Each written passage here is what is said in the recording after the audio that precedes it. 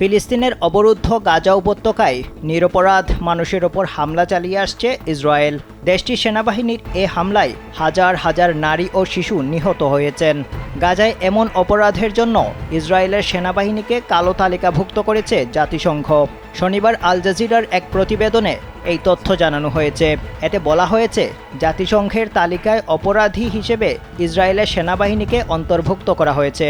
জাতিসংঘে নিযুক্ত ইসরায়েলি রাষ্ট্রদূত গিলাদ আরদান এই তথ্য নিশ্চিত করেছেন।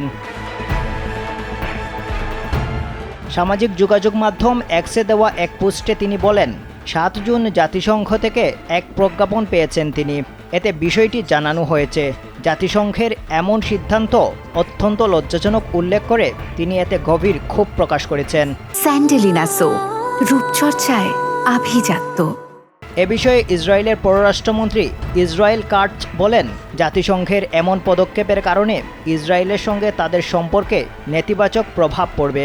এজন্য জাতিসংঘকে পরিণাম ভোগ করতে হবে বলেও হুঁশিয়ারি দিয়েছেন তিনি।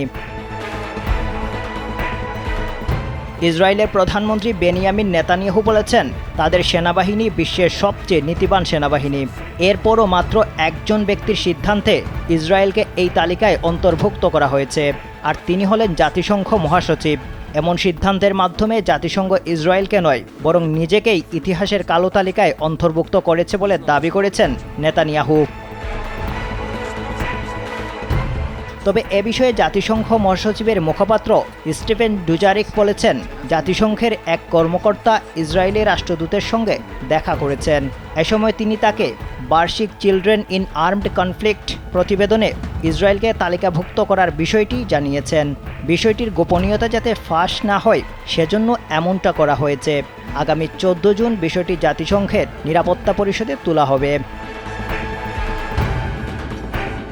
গাজার স্বাস্থ্য মন্ত্রণালয়ের তথ্যমতে ইসরায়েলের অভিযানে এখন পর্যন্ত গাজায় ৩৬,৭৩১ জন নিহত হয়েছেন।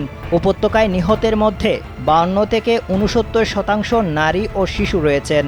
ইসরায়েলের দাবি, হামাসের মিথ্যা তথ্যের ওপর ভিত্তি করে জাতিসংঘ এই পরিসংখ্যান তৈরি করেছে।